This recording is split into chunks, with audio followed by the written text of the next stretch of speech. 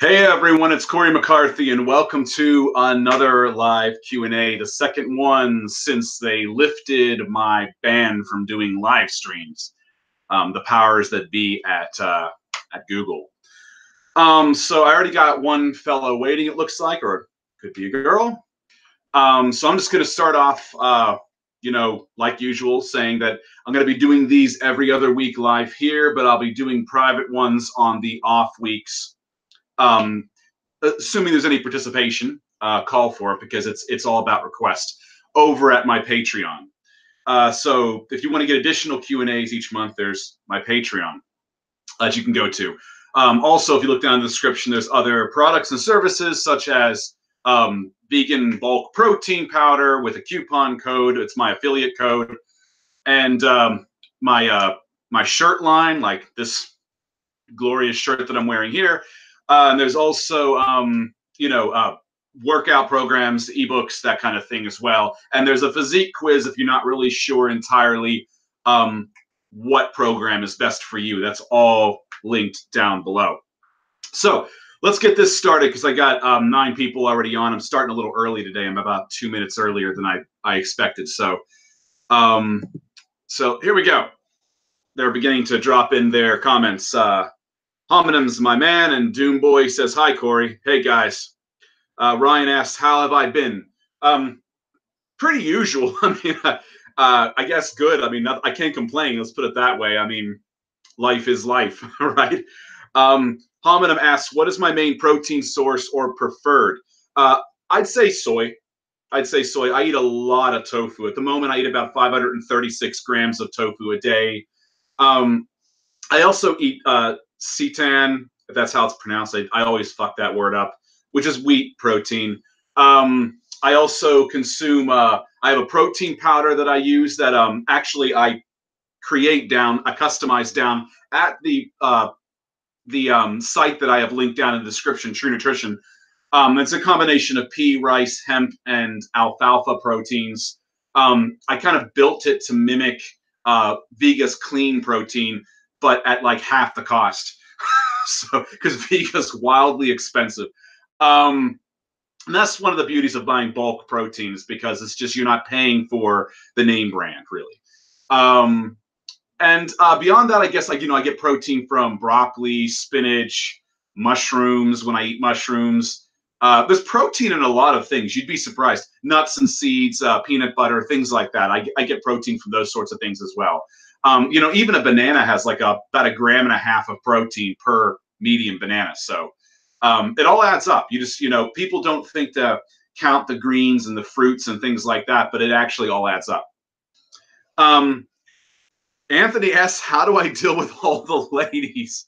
I don't really know how to answer that because, I guess I don't really, it's like, while I have had women do things like rope my arms and shit, and I'm not like walking out of my house and basically being flooded by chicks, okay? It hasn't worked that way. So I don't know what you're imagining. It's like, I'm just another dude going about his business. But yes, occasionally things happen, but it's not like I think you're imagining here. But I don't know if that's what you're asking, or if it's how I deal with women when I'm involved with another woman, like how I, nicely let people down, I guess, or deal with temptation. That's been asked before. I'm not really sure what your question is. Doomboy asks, do you still do vegan keto? Yes, I do on occasion. I cycle it in and out. Like sometimes I'll do vegan keto for a while, and then sometimes I'll go back and do, I'm always doing intermittent fasting, just so you know. But intermittent fasting isn't so much a diet as it's a dietary method. So you can apply intermittent fasting to keto. You can apply it to high carb, low fat if you really wanted to. You could apply it to any method of any other new style of eating, like that you could think of. Really, it's just about not eating until a certain time every day, getting a certain fasted period, and then eating in a window of time. It's pretty basic. But yes, I do cycle and vegan keto, but I do a cyclic keto. I don't do a straight ketogenic diet because I think that straight ketogenic diets are inferior. But I do a cyclic keto where I'll eat full on keto for like 7 days, 7 to 10 days, and then I'll have a carb feed on the next day, that following day, after the period of 7 to 10 days. And that carb feed will be higher carb, lower fat, just for that one day. It's like the reverse keto for one day. And then I'll go right back to keto again for 7 to 10 days. And then I'll have another refeed. And that sort of helps balance out the hormones, because there are hormone issues with being ketogenic full time. For example, carbohydrates help, consumption of carbohydrates help keep cortisol in check. If you don't eat enough carbohydrates for a prolonged period of time, you can have issues with higher cortisol levels. That's been shown. And cortisol can affect testosterone. It can affect estrogen.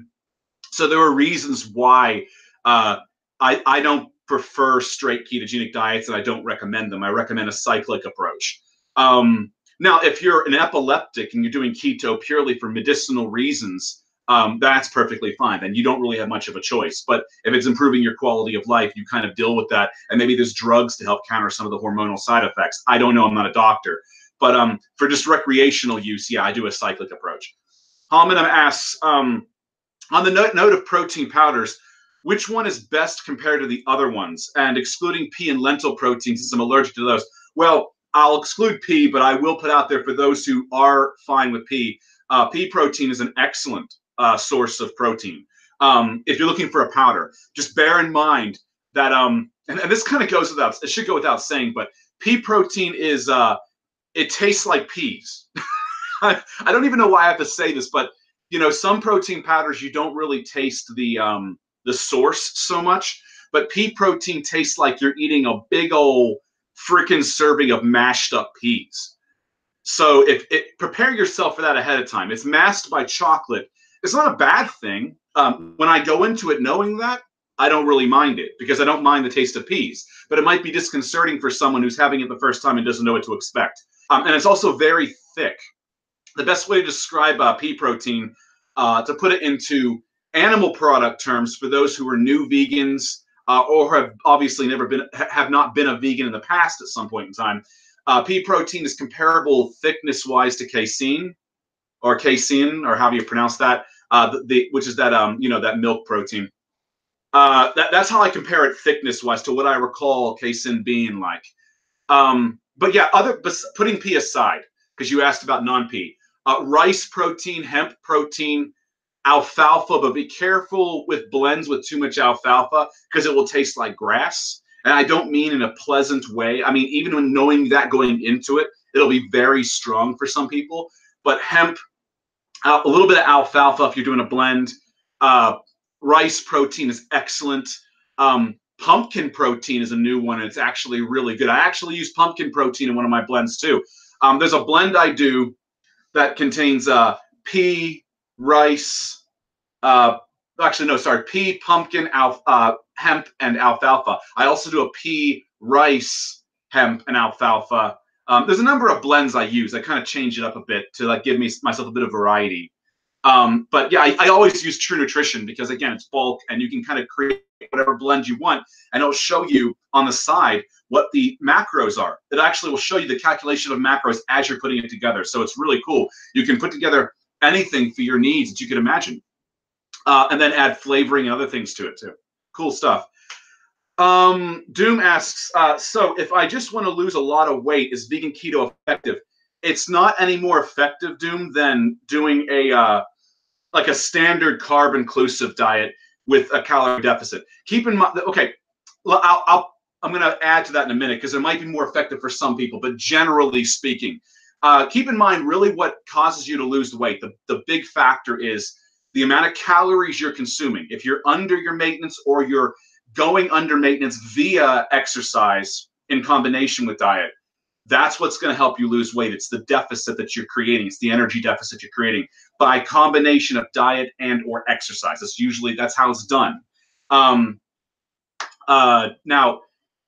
keto can be good for some people, because keto can also, it has been shown to promote dietary adherence. And what I mean by that is because it's very satiating. The higher fat, and the moderate protein content of a keto diet, it makes you feel fuller for longer. I also, personal anecdote here, I tend to feel calm for some reason when I'm keto adapted. I don't know why that is. It takes a few days to get into that, though, when you start. Some people might take even 2 weeks. But for me, about 3 days into going keto, I begin to feel an overwhelming sense of calmness. So it's actually, I found it's good for stressful time periods as well. I don't know why that is, but I do feel like a peaceful calm on a keto diet. And it is satiating, so it does have a higher dietary adherence effect for some folks. Other folks can't freaking stand the lack of carbohydrates, and they get the keto flu. I don't really get it that bad, but some people do, which basically is complete with lethargy, the feelings of like kind of not well, being not well, like basically like a pre-flu, pre-cold kind of feel. It's referred to as the keto flu. It tends to pass, but it depends on the person how fast it takes or how long it takes to pass the keto flu phase. Usually you start to get it within the first 3 or so days, and it usually passes within between 4 and 7 days, but it depends on the person. Some people just don't like that, and they quit at that point and go back to what they were doing before.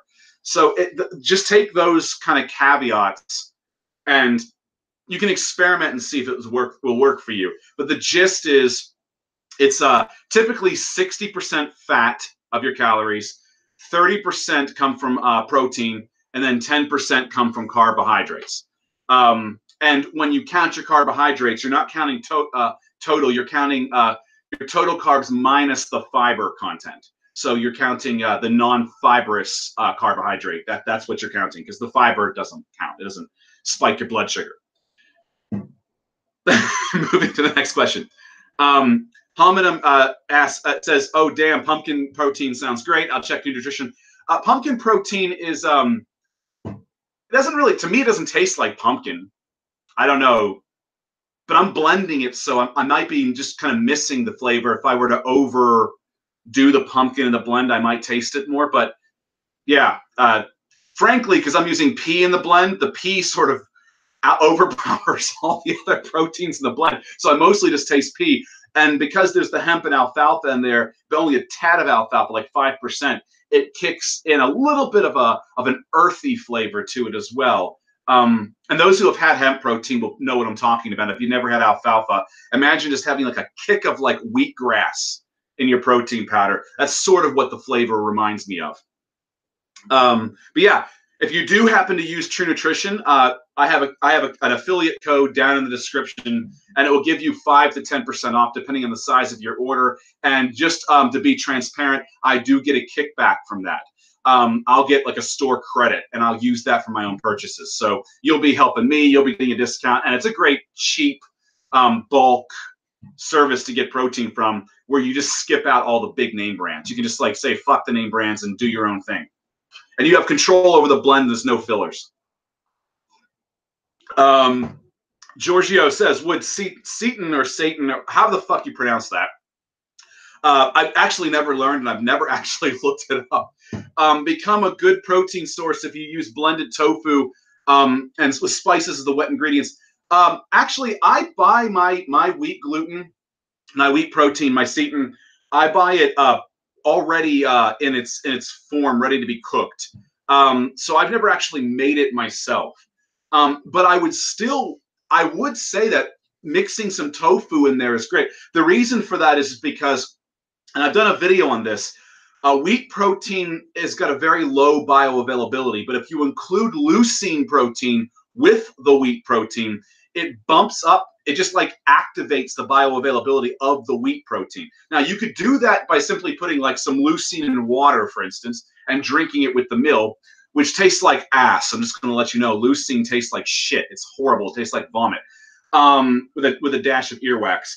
You got to anyway, but you could also use tofu, because tofu and soy products in general are phenomenally high in leucine. They're like, that's why people equate soy consumption with IGF-1 increase and therefore cancer problems, because leucine does spike IGF-1 levels.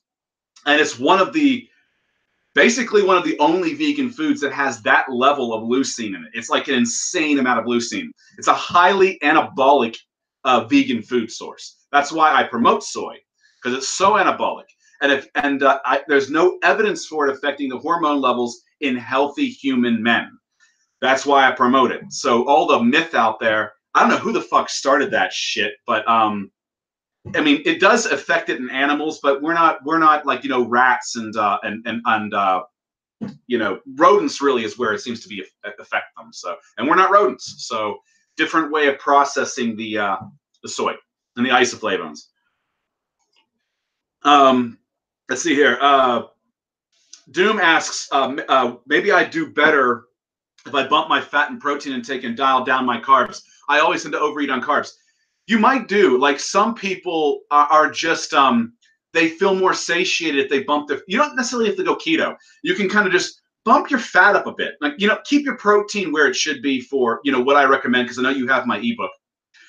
Keep your protein for what I recommend, but, you know, maybe bump your fat up a bit and then taper down the carbs, you know, in correspondence to bumping the fat up, and then just see how you feel on that.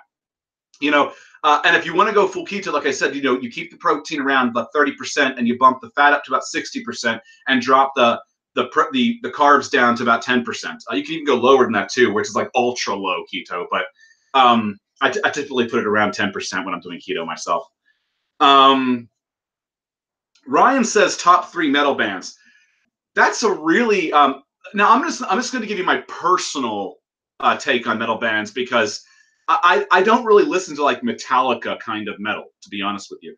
I listen to more of a progressive symphonic metal. So I would say the ones I listen to the most would be like Riverside, which is a Polish progressive metal band, kind of similar to Porcupine Tree's later years.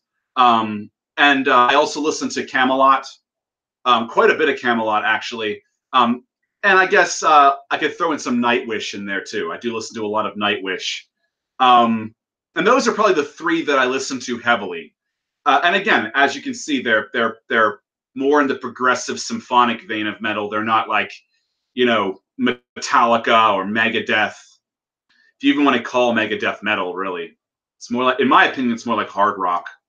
But I guess I have particular tastes of what I consider metal, and I feel like the '80s stuff wasn't as heavy, so I kind of like put it back in the hard rock realm, not metal. So yeah. Anywho, next question. What's the optimal age to start lifting? Well, I mean, you can start at any time. Even children can lift. There's a myth saying that it stunts children's growth, but that's not been shown to be the case. They've actually researched that a little bit, and it's not been shown to be the case. If anything, it can actually cause a child's bones to develop. And now don't go wild with it, obviously, but it can cause a child's frame to develop a lot, because there is a bone growth element to lifting. You will increase your bone mass. You will become more of a fucking tank if you lift weights. I highly recommend everybody, every guy, even girls, lift weights. You will improve your health in so many ways. I actually should do a video about this, because everyone just associates weight training with just strength and muscle.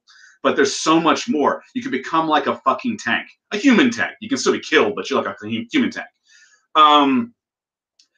Yeah, I mean, optimal for hormones, I would say between 16 and 19, because that's when your hormones begin to really peak before they kind of go down and taper off to where they're kind of remain for your 20s into your 30s. And then there's a slight decline, but it's not all that bad, because there's been research to show that even 70-year-old men who are overall healthy, healthy in general, don't have like deficient testosterone. It's low or normal, but it's not like deficient.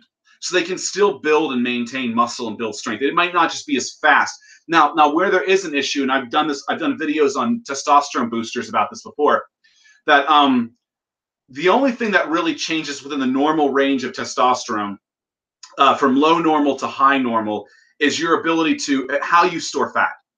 The higher your testosterone levels, the easier for you to lose fat. The lower your testosterone levels within normal range, your muscle building will still be the same as somebody in the higher normal. You'll have a harder time getting rid of fat. That's really the only thing that kind of changes in the normal range, according to the research I've seen. And I've done videos on this, so you can go and check those out. Like if you look up my video on testosterone boosters, it'll inform you and give you all the study links as well, so you can look them yourself.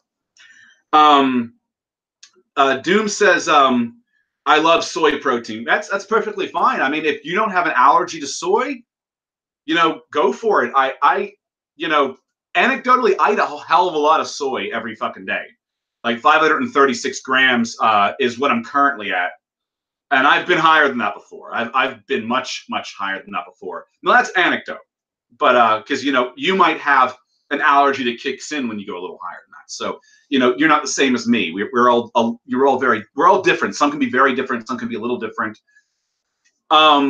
So see how you go with that. But yeah, overall, generally speaking, there's not a problem with soy.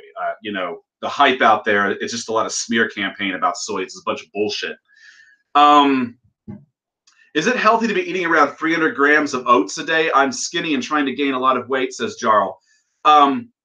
Sure. Do you like oats? I mean, there's nothing wrong with oats, and they're high in fiber, so they're very healthy for you. I mean, really, if you're trying to gain a lot of weight, you need to be eating calories in general, and oats can be part of those calories. You can put them you can have them just at themselves in the morning as a breakfast food, or you can throw them into a weight gainer shake that you make yourself. Those are two ways you can incorporate oats. But yeah, if you're trying to gain weight, if you have trouble gaining weight genuinely, bump up your calories. Test it, a couple hundred calories more, a couple hundred more calories, a couple hundred more calories until you hit a sweet spot for gaining. You go too high in calories, and no matter how hard it is for you to gain weight, you will start putting on fat. But find your sweet spot. If you have a harder time because your metabolism's higher, for instance, putting on weight of any kind, bump your calories until you find your sweet spot, which will inevitably be higher than somebody who has an easier time putting on weight. Let's see here. Do I listen to gent metal? It's that for those who don't know, it's a kind of guitar playing. It's palm muted. It's like kind of with heavy distortion. I'm trying to mimic with my mouth, but I have listened to some gent. Sometimes Nightwish does gent. Sometimes they do gent. But yes, and of course, Dream Theater does a lot of gent. I think every metal band at some point in time has done some song that's incorporated some level of gent. Yeah, but yeah, gent is like the name. It's like the It's that kind of sound with heavy distortion. Am I still a vegan? Asked David. I've been a vegan since 2013. I went vegan around April or May of 13, and I've been vegan since. I've not deviated. When I went vegan, I went full stop, and I did not go back. Have I ever tried taking arachidonic acid? It might have been in a supplement I took ages ago, like in 2007 or 8 or something. I know it's like an omega-6 fatty acid, as I recall, and the theory behind it, and keep in mind it's just theory. As far as I know, arachidonic acid doesn't have a lot of supportive research in humans to grow any kind of appreciable muscle. But the concept is it causes inflammation in the body, and since lifting weights causes inflammation in the body, I guess they theorized it would enhance the muscle growth, the effects of lifting weights, but I've never seen anything showing that it's actually all that useful. So at what point with increasing your fat macros, asked Smockfire, do you increase your risk for atherosclerosis and heart disease, since we were talking about increasing fat and protein? I would really just kind of keep your saturated fat in control. The American Heart Association has shown that the range of 20% to 35% of your calories per day coming from fat is fine. 20% is actually the lowest you should go for health reasons, like hormones, uptake of vitamin D, hair health, skin health, that sort of thing. People begin to, when they go below the 20%, they begin to look a little more aged, because the fat's very important for your skin and hair health too. They begin to look more brittle, and I mean they're not just their body, but like their hair looks more brittle. Their skin looks a lot like worse for wear, like weathered, I guess. That sort of thing. A lot of these high carb, low fat vegans after a long period of time, to me, they tend to look like just deprived of something. They look they don't look healthy to me. There might be exceptions, but they don't look healthy to me. The ones who genuinely are high carb, low fat, and I mean really low fat, like 5 to 10% of their calories from fat. Yeah, but I would say keep it within 25 to 35, 20 to 35% range, unless you're doing a keto, which is useful for people who are epileptic and people who want to short term adhere to a fat loss regimen. But yeah, watch your saturated fat intake. So I would use things like olive oils, vegetable oils, peanut oil, avocados, that kind of thing, and limit your coconuts, your MCTs, your palm oil, that kind of thing, because it's higher in saturated fat. Giorgio says, I was reading your article on nickel allergy, and you mentioned the HumaPro EAAs. I've been taking them for a year now. Wait, I think I fucking missed what he was saying. Year now, and they've been a game changer. I don't have issues with nickel. I mean, I haven't used those EAAs in a while, but like, yeah, I mean, I remember them being vegan, and it's a way of getting essential amino acids in your diet as well if you need a little kick. There's so many different EAA products you can take. I think even True Nutrition has a vegan EAA now. They didn't before. Now, I don't sit, hold me to my word here because I'm not sure. I know they have a leucine and a vegan BCAA, but I think their EAA may actually be vegan now. But I actually haven't checked for a bit, so I'd have to look and see. They actually have a vegan supplement area at True Nutrition. That's why I love those guys. Yes, they sell animal products also, but they have a very vegan-friendly, supplement and protein line there too available, and it's all bulk. It's none of this brand name shit, So you're not paying for some fucking label. You're getting bulk, baseline price basically. Could high quantities of soy protein possibly cause inflammation? I know that soy protein mimics the animal protein in IGF-1 release, but not sure of other similarities. To be honest, I don't know. I've never seen anything about soy causing inflammation. I've seen a lot about soy reducing problems like heart disease risk, I think even cancer risk. I think I've seen some research on that, but the whole IGF-1 scare really when it comes from food is really ridiculous in my opinion, because it's like with the testosterone release from lifting weights. It's transient, it's temporary and transient. So it will spike, yeah, but it's going to go to baseline within 30 minutes to 2 hours. You're not going to keep it elevated like you would if you were injecting IGF-1. So now if you're slamming soy every half hour, you might keep it elevated, but who's realistically doing that, honestly? Let's see here. Thoughts on completely replacing the bench press with overhead press for athletes.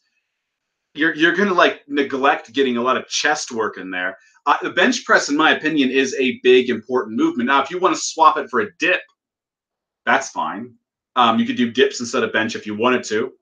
But I mean, I would do both. Really, I would do either dips or bench and overhead press because they're important movement patterns. Have you ever heard of the Wim Hof method? Yes, I have actually. I was actually introduced to it by Tara years back. I've not tried it to like tell you how it goes. I mean, I guess I accidentally do it, not in the sense that Wim Hof prescribes, but I'm the kind of guy who can literally go out in winter with a t-shirt or a tank top in 35-degree Fahrenheit weather, which is really fucking cold. But I've built my tolerance to that. Now, if the wind chill's really bad or it's like snowing or something, that's a little bit a different story. But if it's just a lingering 35 and there's like otherwise it's a peaceful evening or something, I don't have a problem wearing a tank top or even a t-shirt in 35 weather. And Wim Hof does promote things like sitting in like ice baths and shit. I think he even climbed Everest in beach clothes. But you have to work up to these kinds of things because it is a shock to the body. Now, if I'm not mistaken, there is evidence that cold exposure can improve. First of all, it can improve brown fat creation. and that what basically brown fat is a fat that's easier to burn, and it's like the fat that babies have a lot of, but as adults we get more white fat. So it's a highly metabolically active fat, and more brown fat to white fat ratio is a good thing. So there's that, and that can come from sleeping in a cool environment. You can improve your brown fat stores, but also it can improve circulation, believe it or not. And it's like a pseudo Botox, even in a way, can tighten the skin. So it can actually have an anti-aging effect. The cold exposure can as well. Now, again, don't just like say, oh, because Cory does it, I'm just going to go out there in 35-degree weather in a tank top. You gotta acclimate to it.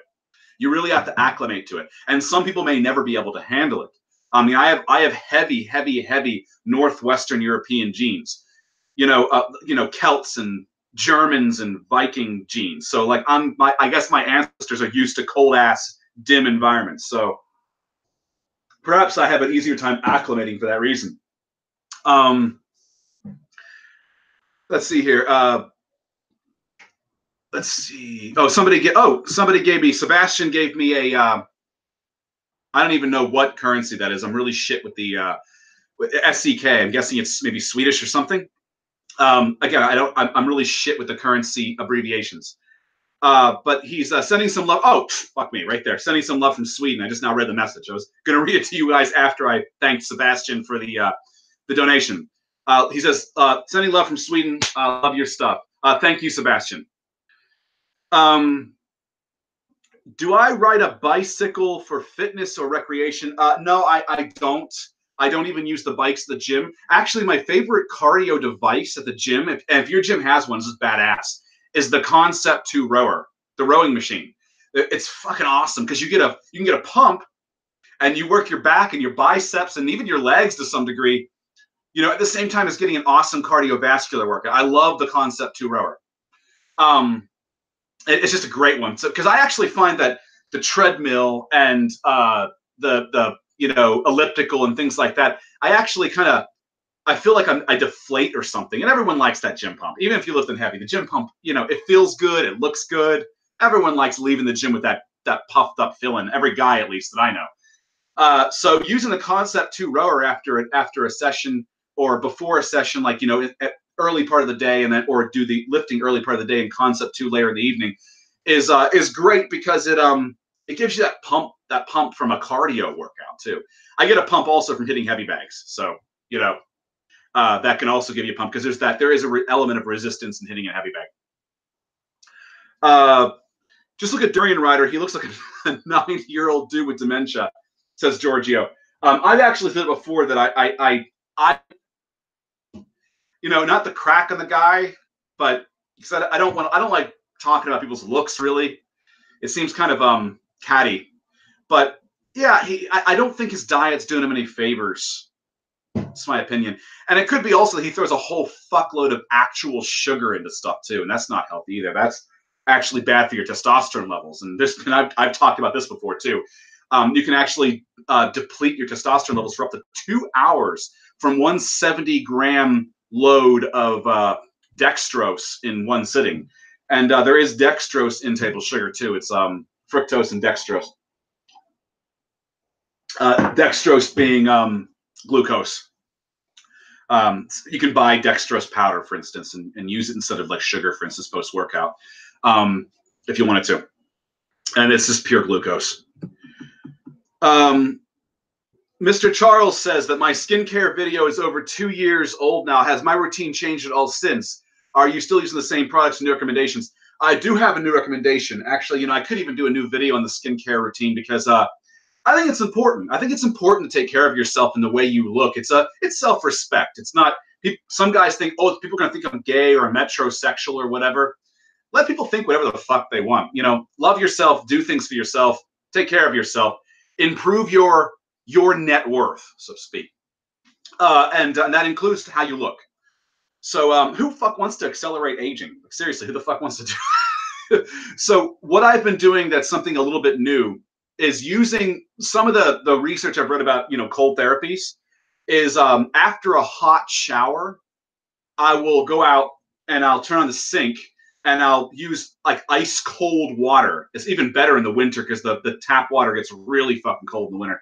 And I'll splash that on my face a few times until I feel my face tighten up.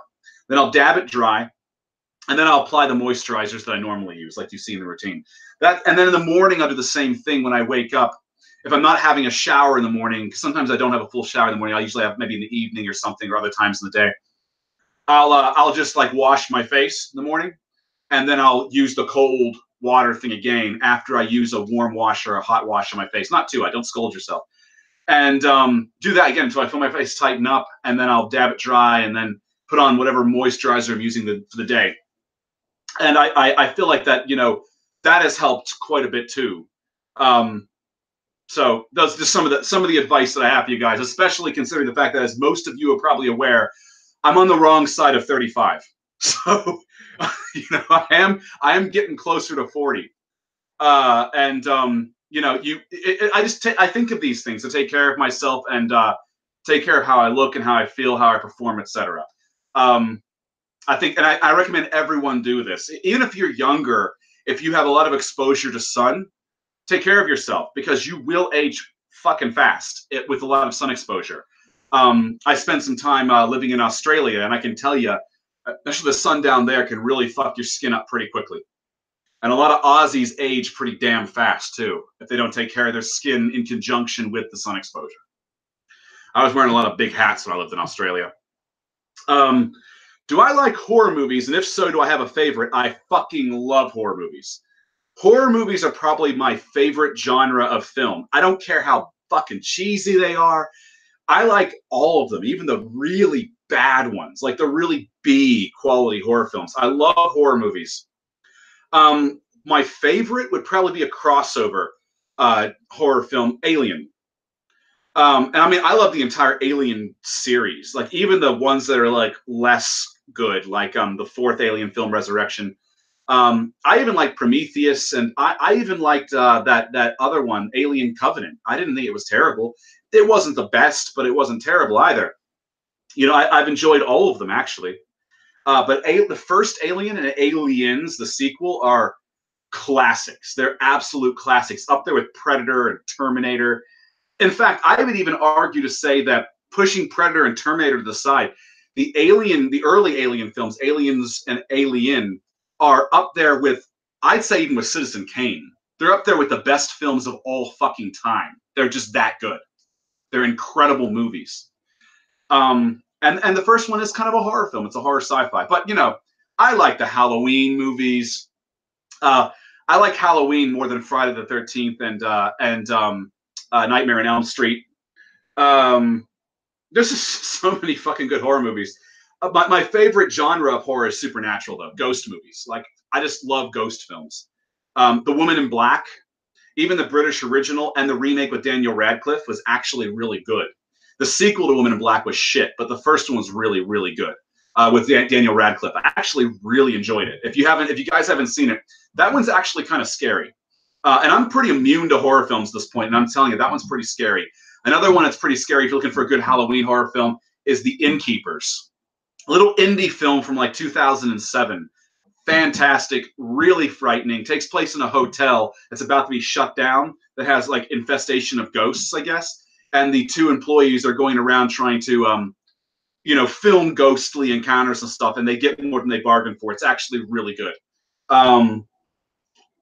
There's so many more than I even care to mention. It's just so damn many. Home invasion horror films, movies like The Purge, You're Next, things like that, all great.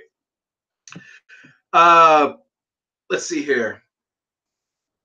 I'm just kind of like jumping there because there's so many questions here and this thing's scrolling. In an ideal world, is eating fat in whole food form better than oils? Yeah. Eating a whole food in an ideal world is better than any kind of isolated food. So if I could get all of my protein needs depending on my calories, now sometimes I can, but it really depends on my calories. If I'm really low in calories, sometimes throwing in protein powder helps me kind of navigate the carb and fat intake as well that comes along with whole foods. So it allows more flexibility. But yeah, even with protein, if I could get it all from whole foods, I definitely would. Not because whole foods are just inherently better, but because you're getting more value, in my opinion, from a whole food source.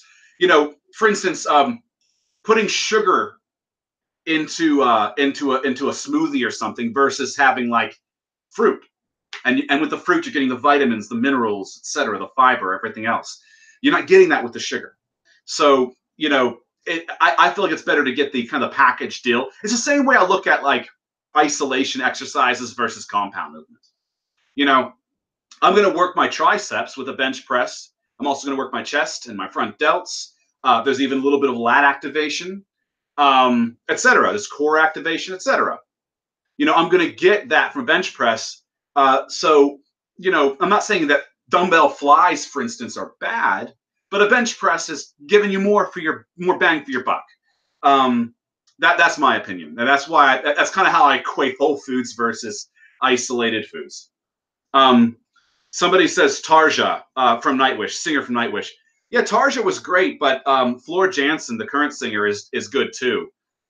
She's got an incredible range also. She's a big woman. Jesus Christ, have you seen her? She's like 7 feet tall. Christ, she's huge. She overshadows all the other guys in the band. She's Dutch too. A lot of Dutch women are tall. From my experience, let's see here. Thoughts on the Bulgarian method? I don't really have much thought on it because I've never really explored it. So I don't really have anything I can comment on here. I have had friends who have used it to great success, but for getting stronger. As far as I know, isn't it like really, really, really high frequency? Like you're hitting a bench press like 7 days a week or something like that, or 6 days a week. You're like picking a move and you're like hitting that fucker all week, basically. So it's almost like a forced overtraining, like a forced overtraining period for a particular exercise, and that can be useful, but I don't know if it would be helpful long term. But then again, I've never really explored the Bulgarian method and how it's structured, so I can't really comment from personal experience. But I have had friends that have used that and other routines like Smolov to great outcomes. Although Smolov is pretty fucking brutal if you're not using the junior version. So even the junior version is pretty fucking brutal, but Smolov itself is pretty fucking brutal. Awesome advice for the row. I do have 2 in my gym and I enjoy that workout. It is awesome. Yeah, the Concept 2 rower, one of the best cardio devices that I've ever come across. I love it. I love it. Next to doing heavy bag interval work, which I feel is great, because if you're learning how to fight as well and you're training martial arts, it's great to like use the heavy bag too, because you're getting a bang for your buck there too. You're getting a cardio workout that's actually quite significant, and you're training your technique and your combinations and things like that, your speed and everything else. But yeah, the Concept 2 rower is awesome. Now, if you like biking, bike. If you like the treadmill, use the treadmill. I'm not saying like that these things are shit, but I just prefer Concept 2 rower myself. What fruit or veggie is best for detoxing? I don't believe in detoxing. Your liver will detox for you. The best thing you can do for yourself is just to be healthful. Drop shitty foods from your diet if you are a fan of like really like cakes and donuts and things like that, and eat a more healthful diet. Exercise. Your body will work itself out. Your liver's job is to detoxify. It is a filter for your body. That's why when you drink alcohol, you can fuck your liver up, because it has to filter that alcohol out. And it's the same thing with oral steroids, methylated oral steroids, and other kinds too. I'm not a big. I don't know a lot about steroids, but I know methylated is one that apparently is really toxic for the liver. It's why a lot of orals are toxic, and your liver has to filter that, and you're just basically, playing target practice with your liver with those sorts of things. So your liver is your filter. Your liver will detoxify your body. If there's something wrong with your liver and it can't detoxify your body, you need to see a doctor, because your liver is an important organ. So take care of it. And that's another reason why I don't recommend alcohol.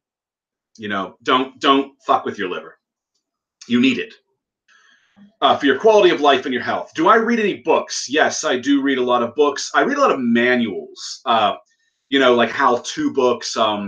like books on recording, engineering, that kind of thing. Because I'm a musician as well. I've read books on science of training, a lot of books like Schoenfeld's books and that kind of thing. But I also read fiction. I have the Lord of the Rings series. I have Silmarillion, The Hobbit. I also like Bret Easton Ellis's work, so I've read like American Psycho, which is far better than the movie, far more fucking disturbing too. Glamorama, things like that. I've read a lot of Easton Ellis's work. I've read some Stephen King too. I've read a lot of stuff actually, a lot of books over time. When I started when I was a little kid reading things like Goosebumps, so I've always been reading something since I was a child. Let's see here. If you could practice any sport other than lifting and martial arts, which would you like to try? Well, I've played sports. I've played soccer when I was a kid. I've done baseball. I hated baseball, by the way. I find it to be incredibly boring. I don't find football to be fun either. Anyone who loves football, hey, more power to you. But I personally don't enjoy it. I did like soccer. I like hockey. Hockey's one I never played. I played street hockey, but I've never played ice hockey. And that's one that I would have probably really enjoyed playing too, because it's like soccer, but more brutal. It's got the same kind of concept, getting the puck to the goal. And I just really liked soccer because it's so energetic. You're always fucking involved in something. In baseball, you're waiting for something to happen sometimes. And it's very boring for somebody with ADHD like myself. Probably why I didn't like baseball very much. I enjoyed basketball, but at 6 feet tall, I'm just really not the best basketball player around. A lot of guys, I even tried joining my basketball team when I was in middle school, but I got declined because of my height. It is suited for taller people. Basketball really is. But it's a fun sport. It's fun to fuck around with. I fucked around with a lot when I was a kid, and with neighborhood kids who had basketball hoop on their yard. Back then, when kids went outside and played with other kids. Nobody does that anymore. But yeah, it's very high frequency. Oh, this is back to I guess to the Bulgarian method. Up to 7 days a week. It's basically forced overreaching. Exactly. Yeah, that's what I thought Bulgarian was. I haven't used it myself, but I know of people who have used it to great effect. So, but yeah, the overreaching aspect might be too much for some people. So yeah, there's other routines you can use that are just as good for powerlifting. I even have some routines that I've created down. You can look down in the description. I have them linked. What is my opinion of smoking cigars every once in a while? Don't smoke.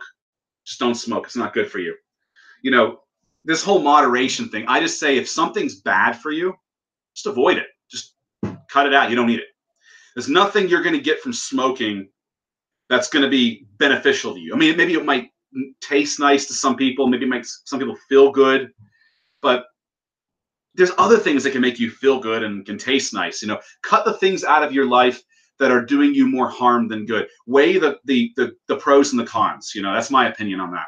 It's the same thing with alcohol. There's stuff in alcohol like wine that's genuinely good for you, but you can get that stuff from other things like grapes, apples. You don't need to drink the wine. But hey, if you want to enjoy some wine now and then, whatever, that's your choice. I'm not saying I think you're a shitty person for doing it.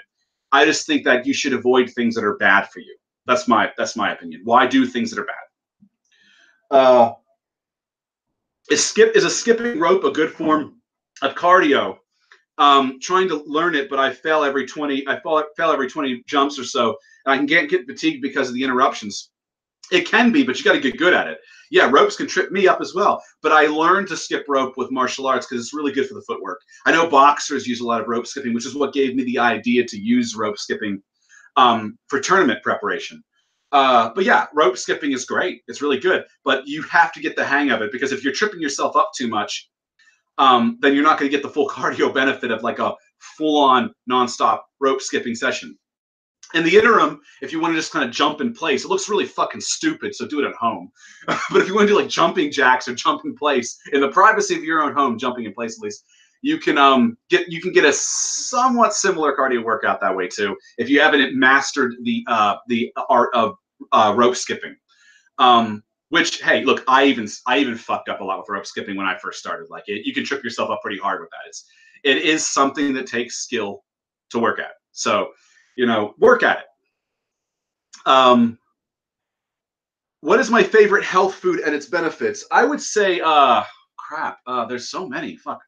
Soy. Soy's got a lot of great health benefits to it. Yeah. Wow. That is a question that could have so many answers, but I think my go-to will be soy. Maybe my next one will be flax seeds, but yeah, I'll leave it at soy. What is my view on neurotropics? I get asked that a lot. I don't really have much of a view on it. There's a lot of products and supplements that I have not like used a lot or done a lot of research on, so can't really give you a good opinion on that one. Giorgio's asking if CBD oil, I guess it's cannabis oil, is effective. I know a few people seem to have benefits for joint inflammation. I don't know. I've never really looked into cannabis oil. I don't smoke marijuana. I hear there's health benefits to it, but I've heard there's anti-cancer benefits to it, but I've not looked into it much myself. If you're having joint inflammation issues, I highly recommend you and anybody else check out Cissus quadrangularis. That's CISSUS and then quadrangularis. But if you search Cissus, CISSUS, you'll find it in most stores now, or even on eBay or on Amazon, etc. And getting it in powder form and getting a good concentration of Cissus with a good extract in it. It's actually really, really good for joint inflammation. I used it during the years that I was doing full contact fighting regularly, like in tournament, because I was always getting some fuck up. It's been shown in research to help heal soft and hard tissue too. So good for breaks and recovering from breaks. Good from just inflamed tissue, muscle tissue. And of course your joints too, because they can take a beating as well. And also from weights, it can take a beating from that as well. Leonardo da Vinci, who just gave me €5, thank you, Leonardo, asks, do you think heavy singles is the best way to get stronger? And if so, how often would you recommend performing them per week? I would not perform them each week. I would maybe every 4 weeks rotate in a single attempt. And even then, I wouldn't use your full 1 rep max. I would do like 97% of your 1 rep max. Leave a little bit there for yourself, because you're gonna need a spotter and you could fucking kill yourself if you used your actual 1 rep max, and you would have nothing in the tank for anything else. So use like 97% max of your 1 rep max to test your 1RM. That is my advice on that. And yes, it can be a very effective way to build strength, not necessarily muscle, but strength. Now I'm going to take one more question because I have got to get back to it, and this has been about an hour now. So I'm just going to like hit one up. What do I think about kids using social media and texting instead of going out into the real world and living the real life? I think that it's conditioning children to have a very Asperger's. This is my opinion. I'm not an expert. Asperger's like approach to life. They're going to be worse at socializing. That means they're going to be worse at finding a partner later on.